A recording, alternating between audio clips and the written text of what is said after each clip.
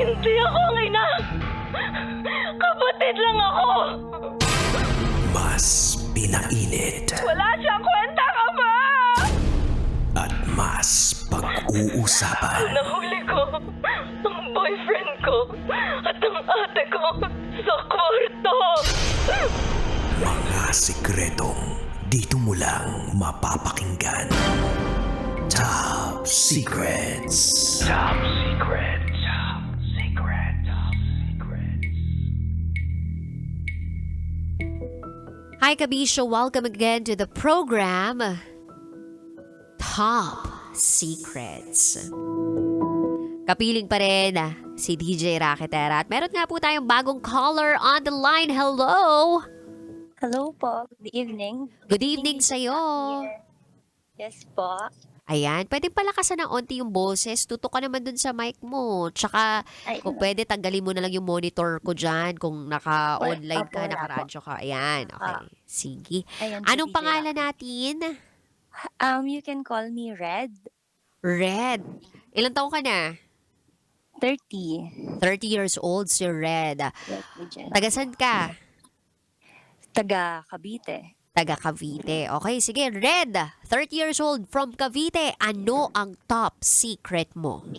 Yan. DJ Rocky, I know na ikaw yung, and then hindi nyo ako i-judge. Meron pa akong live-in partner for 3 years now. And nung nagkakilala po kami, nasa entertainment industry po kami. All is going well. May anak po ako and meron din siya. Separated ako and sabi niya siya din. After bago kami mag 1 year, I have found out na hindi pala siya hiwalay dun sa first niyang, sa nanay ng anak niya. And then ginastify niya yon, hiwalay daw sila, ganyan. And then we continued our relationship pa din. And then talagang hanggang tumagal kami. And sabi niya, kaya niya lang daw pinapakisamahan para sa bata. Alam ko nakakatanga, pero pag in love ka, maniniwala ka.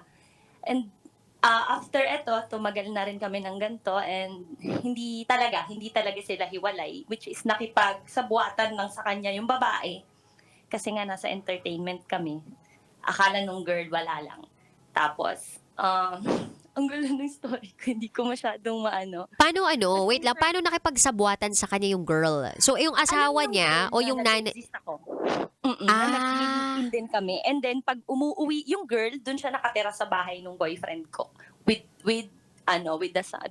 the baby. Tapos, ang pagkakaalam ko kasi wala siya. Sumama siya sa ibang lahi. Yun ang pagkakakwento sa akin nung ka-live-in ko. Pagkatapos, nalaman ko na hindi pala, gawa-gawa lang niya yon. Nagkaroon lang sila ng problema hanggang hindi niya na, kaya kami tumagal dahil di niya na rin ako maiwan, di na rin ako makalabas sa situation many times. Then, fast forward this year, nagbuntis ako and then nakunan ako. And then, kinausap ko yung babae. Sabi ko, ba't ka pumapayag ng ganyan? Tapos, hindi siya nakikipag-usap ng maayos. Parang, hindi ko din naman maano kasi hindi naman kami pareho ng mindset. Parang ngayon, we continued our relationship. DJ Rocky, hindi ko maintindihan kung mahal ko pa ba yung ka-live-in ko or gumaganti lang ako dahil sobra-sobra yung nagka-PTSD ako sobra-sobra yung stress tsaka yung na nadala nila sa akin And yung boyfriend ko, we're trying to make business. And then we're still together. Ganun pa rin yung setup. Magkasama kami, nagre-rent kami. Pagkatapos uuwi siya sa anak niya, nandun din yung babae. Siyempre, kahit isang araw lang yun. And Nakakabaliw, hindi alam ng di ba? girl Nakakabaliw din yun. Sobra. Tapos sobrang manipulative niya. Sobrang seloso din niya pag sa akin, pag ganun. Pero, would you know na ganun, may ganun siyang sitwasyon. Pero kung higpitan or anuhin niya ako before, parang ako pa yung may nagawa. Pero ngayon, nagbabago naman siya. Pero ganun pa rin kasi yung sitwasyon niya. And I don't know kung anong ending nito, DJ. Ayoko namang sabihin, iwan mo yan kasi may batang involved. And somehow naman, hindi naman kami siguro, DJ Rocky, tatagal ng ganito, 3 years, kung hindi kino-convince ko lang ba yung sarili ko kung mahal niya ako. Wala naman kasi siyang napapala sa akin. Hindi naman ako gumagastos. Kung meron man, we shared naman.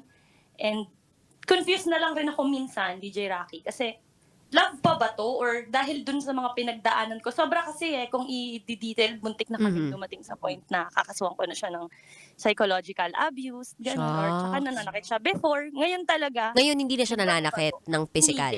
hindi na talaga. Since na naghiwalay kami, tas naging okay ulit kami, despite ganun yung sitwasyon niya, the thing is, I cannot go out. And siguro, magaling.